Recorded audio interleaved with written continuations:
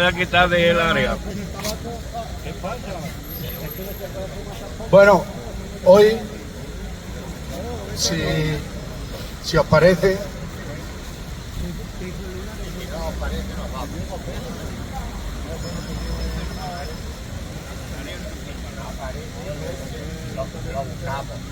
sí, mejor así. Bueno,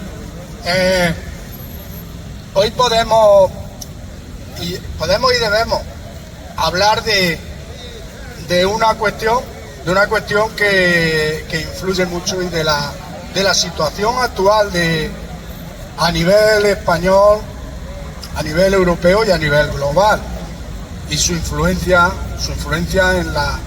en las pensiones, los servicios públicos y la vida de la gente. Hoy conviene reflexionar sobre la guerra, los gastos en defensa y el aumento de los gastos en defensa, y las pensiones y los servicios públicos, su influencia en las pensiones y los servicios públicos. Porque nada de lo que está pasando va a ser inocuo. Nada de lo que está pasando va a pasar sin dejar su huella en las condiciones de vida y en los servicios públicos de la ciudadanía. Y convendría, primero, tomar conciencia y analizar la situación, y segundo, ver posibilidades de respuesta y posibilidades de exigencia y posibilidades de decir por dónde tienen que ir las administraciones españolas, la administración europea, por dónde tiene que ir para defender la vida, para defender las condiciones de vida, para defender el estado del bienestar, para defender los servicios públicos de los ciudadanos europeos y españoles. Tenemos por situarnos que vienen ya desde hace tiempo, desde las voces autorizadas de la OTAN, diciendo y exigiendo que Europa aumente sustancialmente su gasto en defensa y su gasto en armamento, diciendo y exigiendo. Pero esta escalada está aumentando y fructificando y cuajando en medidas que vemos que ya se empiezan, y posicionamientos que ya se empiezan a tomar por parte de la Unión Europea, por parte de España, y que conviene, desde luego, lo repito otra vez, conviene tenerlas muy en cuenta y ver qué influencia y cómo puede influir en todo. Decía, desde las declaraciones del Mark Rutte, el secretario general de la OTAN, exigiendo que Europa aumente mucho el gasto en defensa hasta llegar al 5%, fructifican y cuajan en que ya la Unión Europea, por los acontecimientos que hemos vivido en los últimos mes y medio, ya la Unión Europea empieza a posicionarse. Y desde el Colegio de Comisarios y la secretaria, perdón, ¿cómo es? Ursula von der Leyen, que no sé si es la Comisión Europea. Bueno, von der Leyen, pero digo el cargo, no sé. Bueno, mantuvieron reuniones y han acordado trabajar para dedicar 800.000 millones de euros de la Unión Europea al aumento de gastos en material militar, al aumento de gastos de defensa. Están buscando incluso la fórmula de poder sortear las mismas normas que la Unión Europea anteriormente se había dado de contención del déficit, las mismas normas que se había dado la Unión Europea de no aumentar mucho el gasto, normas que además vemos que sirvieron en la época entre 2008, 2011, 2012, la época de crisis económica, crisis financiera, sirvieron para decir que la ortodoxia de esas normas no se podía cambiar, que no se podía dedicar primero, más gasto en servicios públicos en los países que estaban sufriendo las consecuencias de esa crisis, que más la estaban sufriendo, como todos los países del sur de Europa, Grecia, Portugal, España, Italia, que no se podía, primero, aumentar el endeudamiento, eran las normas y la ortodoxia financiera dictada por la Unión Europea. Pues bien, ya se están reuniendo porque parece que ahora esas normas sí se pueden saltar. Ahora ya parece que esas normas se pueden saltar para aumentar el gasto hasta 800.000 millones de euros en defensa. Vemos, por ejemplo, que en Alemania, país que tras la guerra mundial, la Segunda Guerra Mundial, con las consecuencias que tuvo para ese país, la Segunda Guerra Mundial,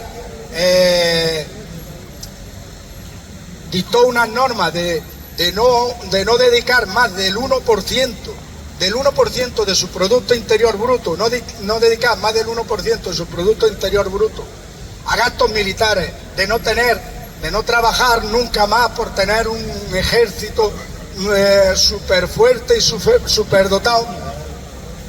Pues después de las elecciones que ha habido en Alemania, los dos partidos que en teoría están negociando para formar gobierno, el Partido Popular o partido del centro derecha, social cristiano y popular, y el Partido Socialdemócrata, ya han llegado a un acuerdo para incluso cambiar, porque eso lo tenían puesto en su Constitución, para incluso cambiar la Constitución y que se elimine ese tope de ese 1% para poderlo gastar en defensa. Y aquí en España, el presidente de gobierno hace unos días ha hecho la declaración de que España tenía el compromiso con la OTAN de llegar al 2% del PIB en 2029, y el presidente de gobierno ha hecho declaraciones de acelerar los plazos y llegar al gasto del 2% del PIB antes de 2029. Esa es la tendencia, por ahí van los tiempos. Y ahora vamos a las consecuencias. Consecuencias de múltiples facetas. Podemos analizarlas por sectores y por facetas. La primera y principal, por supuesto, es las consecuencias en el peligro de guerra. Ya hay quien habla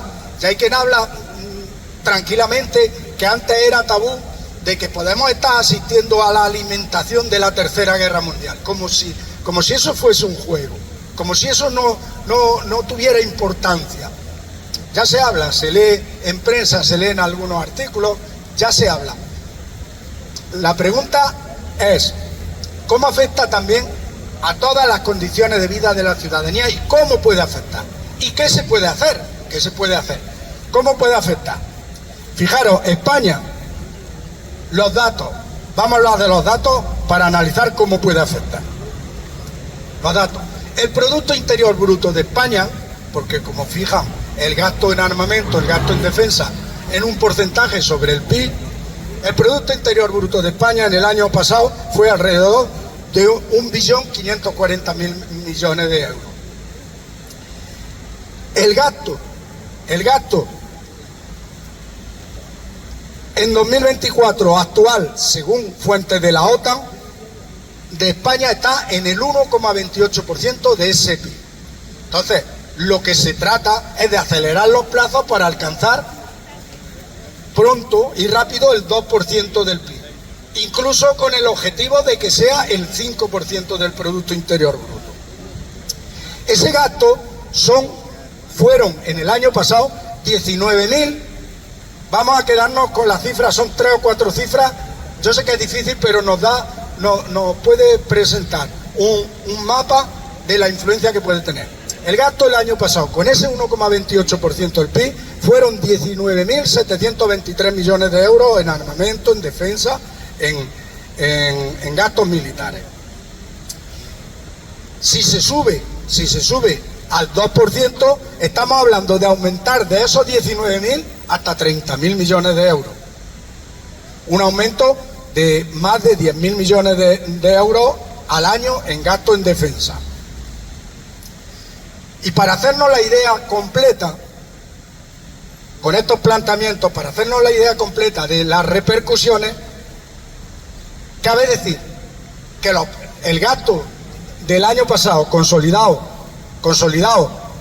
en presupuestos generales del Estado fue de 400, una cosa del PIB que consiste en la cantidad de productos y la cantidad de riqueza que se genera y que se crea en un año en un país.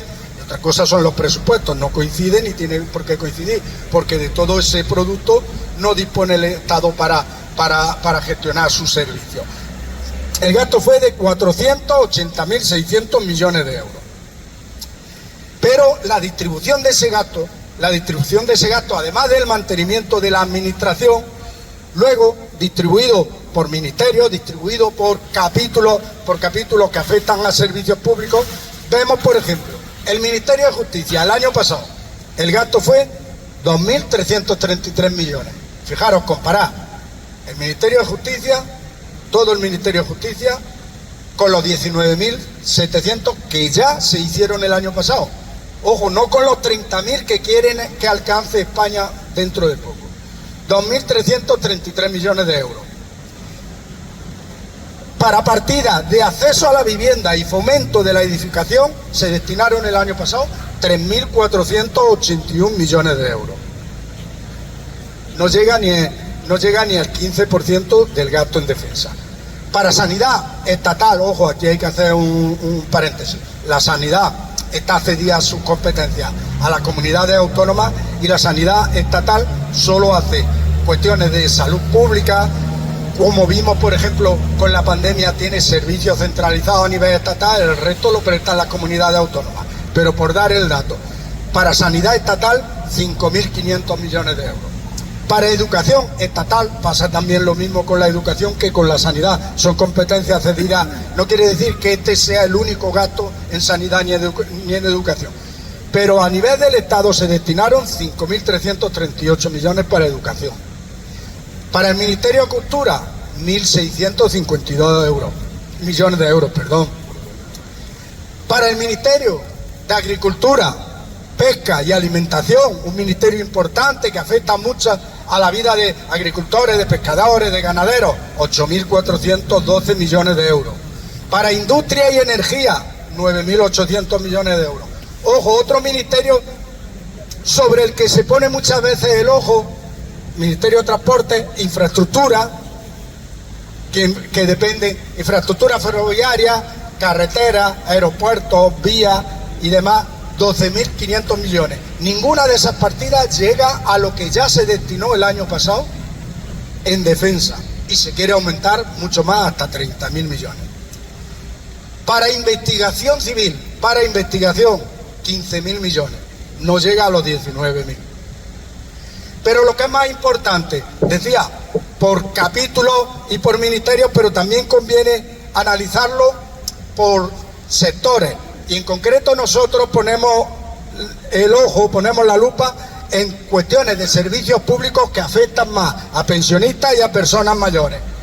De aquí hemos sacado algunos datos que, ojo, vienen sacados de eso, del Ministerio de Hacienda y Administraciones Públicas, del Ministerio de Seguridad Social, y son en pensiones el año pasado, en pensiones no contributivas, que sí depende, porque ya aquí ya creo que tenemos más o menos claro y una cultura de dónde vienen las contributivas y las no contributivas. Las contributivas vienen de las cotizaciones de los trabajadores, se gestionan por la Seguridad Social aparte, y las no contributivas se abonan desde la Administración del Estado y se abonan con presupuestos generales del Estado. El año pasado se destinaron a pensiones no contributivas y además algunas otras prestaciones asistenciales.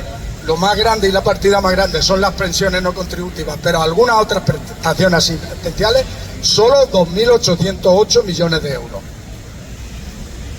Ojo, para el complemento a mínimo de las pensiones mínimas, también conviene recordar por la cultura que tenemos aquí de debatir, de discutir, de dónde salen las fuentes que financian las pensiones. Las pensiones mínimas son aquellas que no llegan a un mínimo establecido por ley, y la persona recibe lo que tiene reconocido de pensión contributiva,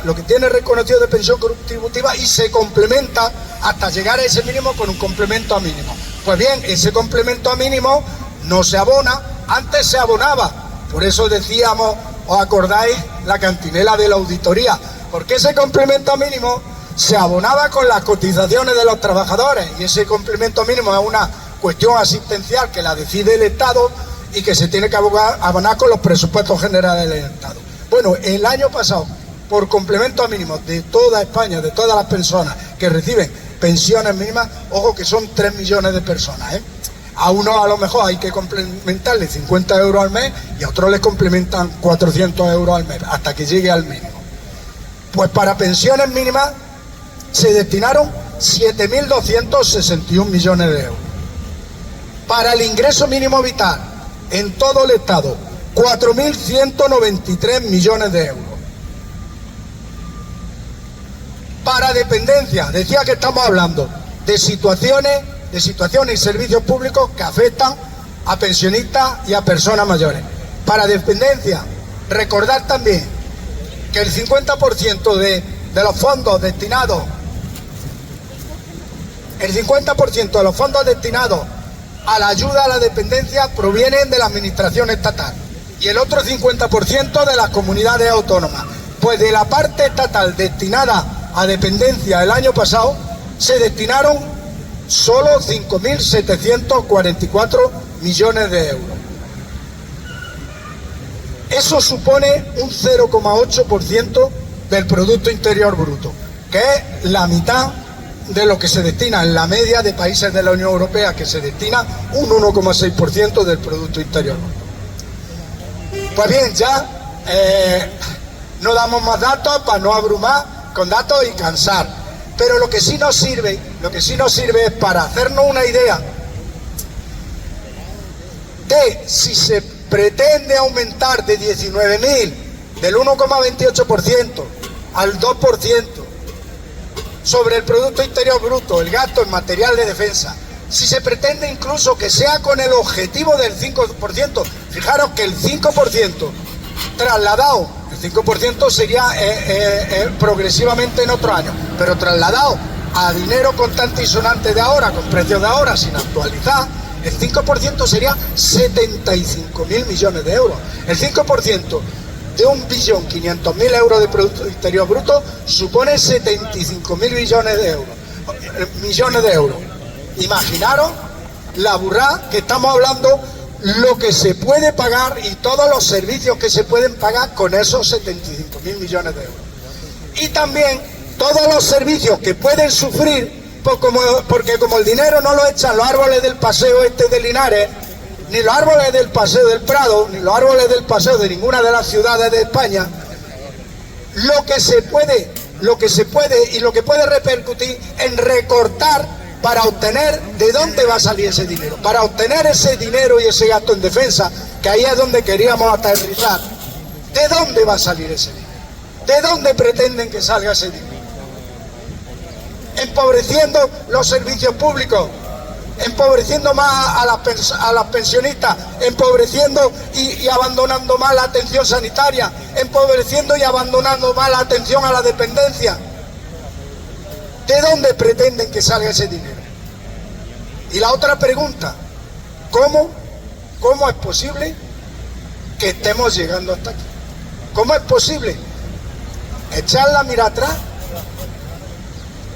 y hace 2 años, no quiero fijarlo en una fecha, hace unos años no se nos ocurría que podíamos llegar aquí? Y estamos hablando, ojo, estamos hablando abiertamente de Tercera Guerra Mundial y estamos hablando abiertamente de un rearme de los 27 países de la Unión Europea que se tienen que endeudar, que se tienen que rearmar.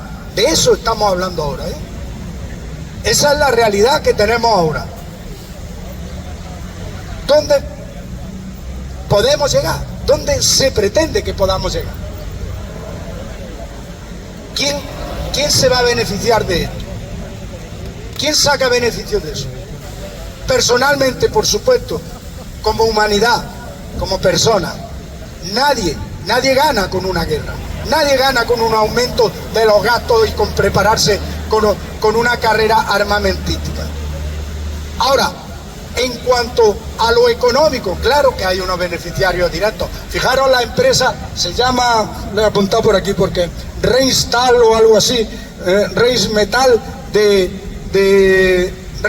de Alemania, en un mes ha subido un 15% en bolsa. Pero es que Indra, la principal empresa española de defensa, de material de defensa y armamento, ha subido un 10% en bolsa. Ahí están claramente los ganadores y los que pueden ser ganadores.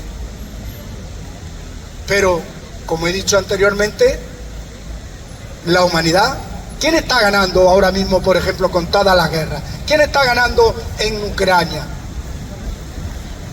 Habrá que ir a preguntarle al pueblo de Ucrania lo que está sufriendo, los muertos que han enterrado.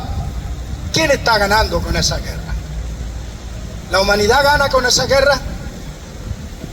Y alguien cree, la pregunta es, ¿alguien cree que preparándonos para la guerra y armándonos y entrando cada vez más en una carrera armamentística y yo me rearmo y el de enfrente que en teoría desconfío de que me pueda atacar, se rearma también y yo me tengo que rearmar más porque el otro ya ha comprado unos misiles más potentes y al cabo de los 10 años todos los misiles son obsoletos y hay que tirarlos y comprar otros misiles más potentes?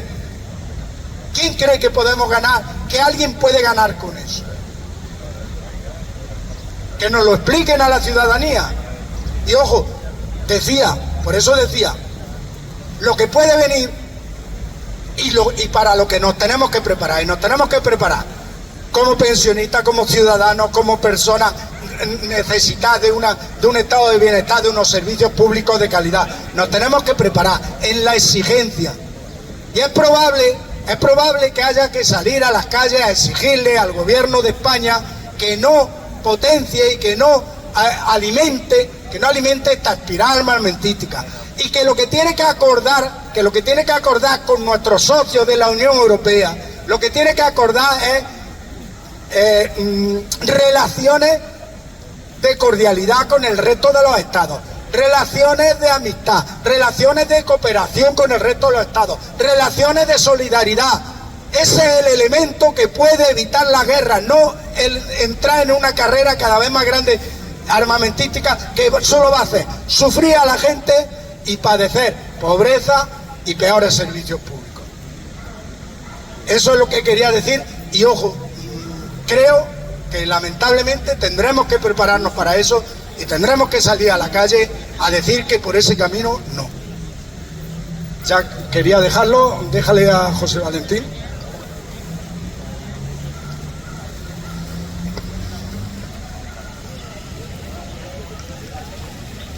Hola, buenos días a todos. Aunque yo creo que Ildefonso ha dejado todo bastante claro, pero sí quizá hacer más hincapié no en esa parte económica, que está clarísima, que los que vamos a salir perdiendo son los ciudadanos de los distintos países, porque o bien cobran más impuestos o bien recortan servicios, incluso las dos cosas, subirán impuestos y recortarán servicios. Pero a mí me parece tan grave como esa situación, que podría ser llevadera, este espíritu de guerra que, como bien también ha dicho, nos intentan meter. Es decir, estamos en una dinámica donde la solución de los problemas es armarse, armarse, armarse, y no, como tú has acabado diciendo, la cooperación. Ahora la disculpa es que tenemos que defendernos de Rusia. En primer lugar, yo, aunque parezca una tontería, diría que quien tendremos que defendernos serían de los Estados Unidos con sus acciones vandálicas en el mundo del Internet, en el mundo de la economía con esas tasas que quieren poner a nuestros productos, en el mundo del lavado de coco y de su imperio. Pero bueno, dejemos eso a un lado y hablemos de Rusia. Rusia no tiene ninguna voluntad ni tiene ninguna capacidad, además, de atacar a Europa en la manera en que ellos plantean que se vaya a hacer. De hecho, una de las pruebas es que ha sido incapaz de vencer a Ucrania en los primeros momentos de la guerra, es decir, se estancó enseguida. También se estancó porque tampoco era su intención invadir Ucrania entera, sino simplemente las zonas que estaban bajo la influencia de los rusoparlantes, que es la zona del Donbass, Crimea, etc.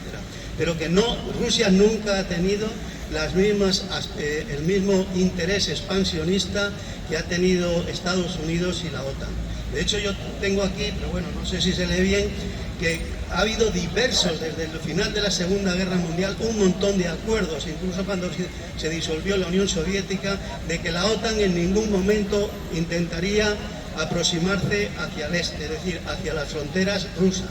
Pues bien, en este momento tenemos en la OTAN, perdonad que os digo alguno, vamos, no sé, un momento, tenemos en la OTAN a países como Rumanía, como Bulgaria, como Eslovenia, como Estonia, como Letonia, estos los últimos incluso en un momento partes de la Unión Soviética, como Albania, Montenegro, Finlandia.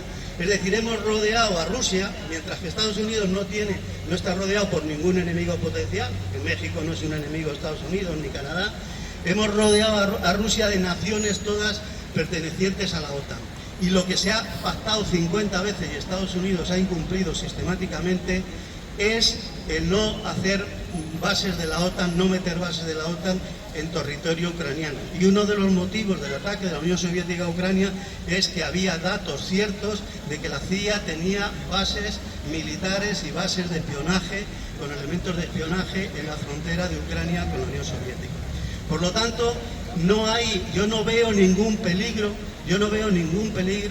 de que Rusia vaya a atacar Europa, ni mucho menos. Pero es la excusa que tienen para producir esa escalada armamentista que es el espíritu del triunfo de la guerra sobre la paz. Yo creo que, como muy bien has dicho, la mejor seguridad que podría tener Europa, incluso para combatir el enemigo interno de la extrema derecha, sería más derechos sociales, más negociar.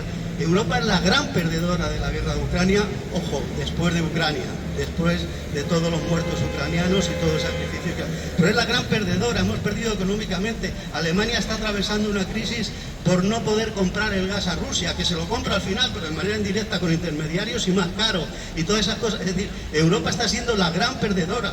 Tendríamos que restablecer otra vez las relaciones comerciales con Rusia, además de forzar la paz, forzar unas negociaciones de paz, que si veis realmente los datos que están ahí, lo que pasa es que se ocultan por las grandes cadenas de televisión. Estados Unidos ha impedido sistemáticamente cualquier acuerdo de Ucrania con Rusia, y ahora llega Donald Trump y quiere tener la victoria, decir, yo soy el que negocio con Rusia, yo soy el que voy a forzar la paz, ¿no? En definitiva, tenemos que salir, efectivamente vamos a tener que hacer también los partes una plataforma por la paz o como sea, porque cada vez es más necesario que la ciudadanía, como pasó cuando la guerra de Irak, se movilice por la paz. Es desde luego de ningún recibo los gastos que quieren incrementar, y además esos gastos tenemos un peligro con ellos, además de ese espíritu militarista que quieren implantar en la ciudadanía por miedos a algo que no existe, como es la posible invasión de Rusia, el posible ataque de Rusia. Imaginaros esas armas, esas inversiones militares en manos de Orbán o en manos de Vox aquí, pues las utilizarían para el enemigo interior, para crear espías que nos vigilasen a todos y la represión dentro de cada país, y no realmente para luchar contra un inexistente, en mi modo de ver, enemigo externo. Muy bien, muchas gracias, muy buen análisis. Antonio. Yo creo que nosotros no podemos hacer nada más que insistir en eso. Recuérdese que la Segunda Guerra Mundial acabó con el propósito de que no hubiera la tercera. Después de la Segunda Guerra Mundial se fundó la ONU. Después se suscribieron los derechos humanos. Sin embargo, frente a esas instituciones, Estados Unidos se ha manifestado enemigo número uno. No solamente eso, sino que en el resto de los países a lo que era el ejército se le llamó defensa, Ministerio de Defensa. Bueno, pues los ministerios de defensa han seguido colaborando con Estados Unidos, y Estados Unidos fue capaz de en Medio Oriente llamar y hablar de la defensa preventiva. O sea, que se atacaba al que podía ser, o se sospechaba, o decían ellos, que podía ser un posible enemigo. Esa es la realidad. Bueno, pues ahora, después de que Estados Unidos ha hecho, como bien ha comentado el compañero, que después de hacer una coalición en contra de Rusia, él se desmarca, deja tirado a sus socios, a sus aliados, y se apunta el punto de la paz. Pero no contento con eso, sino que al mismo tiempo le está pidiendo a sus aliados que aumenten el ejército, y aumenten el ejército, que lo hagan de tal manera y de manera interesada, porque la mayoría del aparato bélico se lo van a fabricar en Estados Unidos, que hasta ahora el 70% del armamento que nutre a los aliados viene de allá. Esto es una sinrazón. Nosotros ya sabemos que los poderes en general, los gobiernos, unos más y otros menos, siempre están demasiado lejos de su ciudadanía, y a la ciudadanía no nos queda, ya que no tenemos los medios de comunicación, el boca a oreja, el decírselo en nuestra familia, el decirlo en las tabernas, que es donde muchas veces se habla y no se hace nada, de por dónde van las cosas, abrirle los ojos a la gente, que al final somos víctimas completas. ¿Qué estamos haciendo con aquel referéndum que perdimos de las bases? ¿Qué situación tenemos en España? ¿Tenemos algún miedo, algo que esconder en referencia a los Estados Unidos? Estamos perdiendo siempre. Si hubiera una conflagración mediana, sería Cádiz con la base de Rota, Sevilla con Morón de la frontera. Eso sí que sería blanco directo de ese conflicto que puede haberse. No queda más remedio que de verdad apostar por la paz. Es algo necesario y que debe entender todo el mundo. ¿Alguien más? Déjale a este hombre.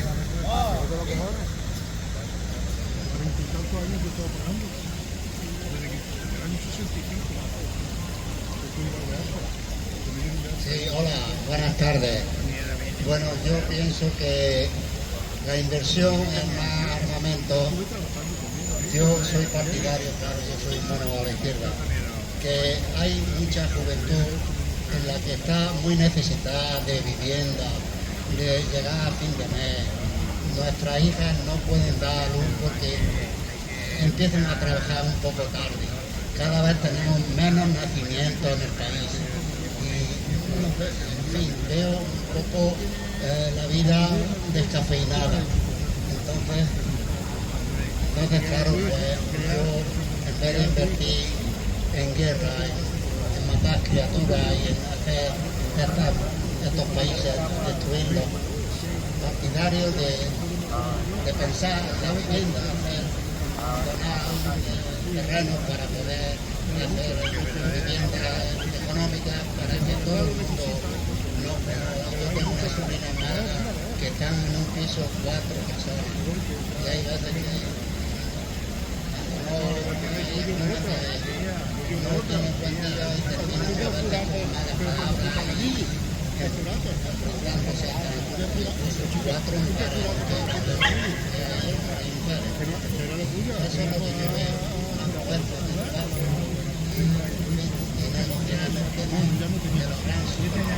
y es raro el día que no te fijas en una bebida que la usa una pasada luego lo llevaba yo llevan 90 minutos lleva ya al euro 10 y sube una cosa se cree que no nos dan cuenta pero no es así.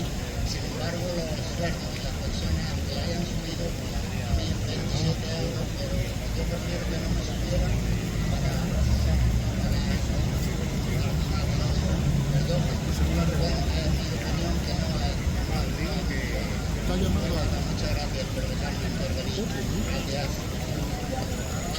¿Quién ha dicho que no es válida? Claro que es válida, está dibujando claro, lo que de verdad afecta a la gente, creemos que, ojo, que se entienda hoy, se entienda lo que queríamos hoy debatir. La influencia, porque siempre corremos el riesgo de que se nos acuse. Bueno, y los pensionistas allí ahora metiéndose en la política y en la no sé qué. Vale, sí, corremos ese riesgo, lo asumimos. Pero la influencia precisamente es en lo que acaba de decir el compañero. La influencia que puede tener eso en las condiciones de vida de las pensiones, de la juventud que no puede acceder a una vivienda. Lo que preocupa y lo que de verdad hace el día a día y la vida de la ciudadanía y la vida de la gente.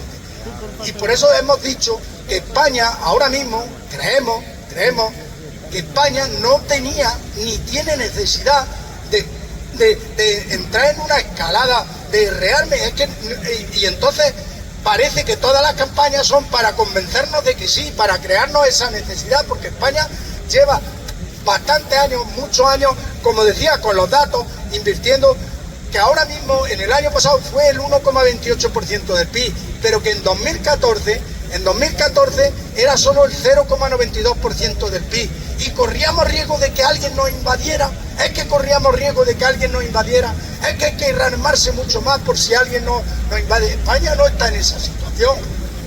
Como decimos, la única forma, por desgracia, las guerras se han dado, hay muchos intereses detrás de la guerra, pero rearmándose más, estamos convencidos que no es forma de evitar la guerra. La única forma es la cooperación de la gente, la cooperación de los estados, la garantía de no agresión entre países vecinos, la garantía de relaciones de solidaridad cuando algún país vecino tiene algún problema de una pandemia, un no sé qué, el otro país le ayuda con medicina, le ayuda no sé qué. Se establecen lazos en la ciudadanía que son el escudo que va a permitir que nadie tenga la sensación de que el vecino es un peligro para ti, de que el vecino te va a agredir, sino que se crean lazos de cooperación, lazos de amistad, y esa es la única garantía. Por desgracia, garantía 100% de que no va a haber guerras no hay,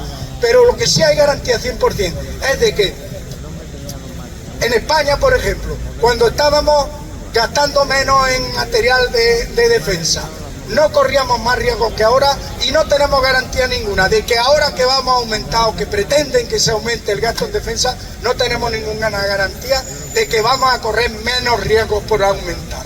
Los menos riesgos, yo creo que el camino es el que habíamos dicho. Oye, Compañero José. sí voy a decir yo de una cosa. Es verdad que lo de la guerra y todo eso a nosotros, hombre, no importa, no, pero vamos nosotros a entrar lo que son pensiones. Lo que está haciendo Moreno Bonilla aquí con las pensiones no contributivas, que le ha subido 0,57 céntimos. Eso es lo malo, eso es peor que lo de la guerra y peor que todo. Compañeras y compañeras, eso es lo peor, y eso es lo que tenemos que, eso es lo que le tenemos que decir a Moreno Bonilla y todos los gobernantes de Andalucía. Aunque gobierne quien gobierne, Las pensiones. ¡vamos! Eso es lo que hay que decirle a Moreno Bonilla. También hay que decirle eso. Juan, déjale a Virginia. 0,57 céntimos. Una vergüenza. Eso. Bueno, pues que José tiene razón, pero todo esto influye para que las pensiones cada vez sean más bajas. Las guerras no tienen sentido, las guerras van a por los pueblos, y ahora que vemos la patita de Trump nos asustamos. Desde Rota y de Morón están saliendo aviones para matar a los palestinos, en contra de la voluntad del pueblo español, como está pasando, y lo sabemos. América Latina no tiene paz y tiene países que están sufriendo grandemente por las bases norteamericanas. Colombia tiene 9 o 10 bases norteamericanas, armadas hasta los dientes, y esos países que están sufriendo nos dicen que aquí en Europa nos va a pasar lo mismo, como ha puesto José Valentín y lo otro. Entonces, o el pueblo nos movemos, reflexionamos y apostamos por la paz, o esto no se arregla. El armamento nos crea inseguridad, y yo sí quiero ser política, Así que yo como pensionista soy política y lucho por la política, porque la política es organizar los pueblos igualitariamente, y quien nos diga que no quiere la política es porque está queriendo unas ultraderechas. Así que no, a mí que no me digan que no sea política, porque lo soy. Así que no. Muy bien, Virgilia. Muy bien. Muy bien, compañera Virgilia. Déjale a Antonio.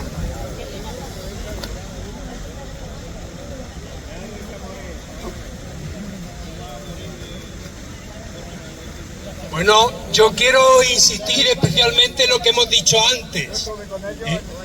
Nosotros somos enemigos de la guerra, porque estamos cansados que quienes están en el polletón de un lado y de otro invitan a las guerras, y siempre son víctimas de la guerra la gente del pueblo, y esa gente del pueblo tiene que saber y decirle a los seguidores de esos belicistas que sí sabemos de la OTAN. Sí, algunos se pelan aquí las pestañas todos los días para enterarse de lo que es la guerra y las consecuencias que tiene. Lo que hace falta es que en este mundo, en este pueblo, todo el mundo lea un poco y serán menos fascistas. Esa es la realidad que tenemos y esa es la realidad que hemos de abordar. Y desde aquí, además de defender las pensiones, atacamos a las consecuencias, a la causa de que las pensiones sean menores, de que el hambre y las necesidades y los servicios públicos cada día se vuelvan peores. Que lo sepa todo el mundo, porque son los servicios públicos los que atienden al pueblo en general, y es a partir de ahí cómo se eleva el nivel. Ven acá y lo dice, ven acá y lo dice. Sí, estamos diciendo lo que debe de saber todo el mundo. No vale pasarle la mano por el hombro para soltar veneno que ayuda siempre a los de arriba. Entérese todo el mundo, aquí lo decimos, y el que quiera que venga y hablamos como debe hablar la gente, con respeto y atención, no como desgraciadamente esos sectores entran al Parlamento y se aprovechan para insultar y mentir como... Gracias. Muy bien, Antonio. Bueno, si no tenéis ninguna otra cosa que decir, lo dejamos para el próximo lunes. Ah, bueno, sí, perdona, se me olvidaba. Mañana martes hay en la Casa de la Cultura un encuentro de los que periódicamente se tiene. El encuentro organizado por el Encuentro Democrático de Linares, en la Casa de la Cultura, la segunda planta, en el Salón de Actos. Esta semana versará y se debatirá. Ahí es un foro para quien no haya acudido. Muchas y muchos de vosotros ya habéis acudido otras veces, pero para quien no haya acudido se le invita. Es un foro donde primero se pueden escuchar muchos puntos de vista, se puede debatir con tranquilidad, se puede participar, dar tu opinión, y seguro que se sale mucho más enriquecido que de lo que se entró. En esta semana se va a hablar de los bulos, los fake news, el manejo de la información, el manejo de las noticias, en base, como decimos, a un debate entre todas las personas que asistan. Entonces, mañana martes a las 6 de la tarde en la Casa de la Cultura, quien pueda y quiera, que acuda a esta charla organizada por el Encuentro Democrático de Linares. Bueno, pues el próximo lunes nos vemos. Muchas gracias a todas y a todos.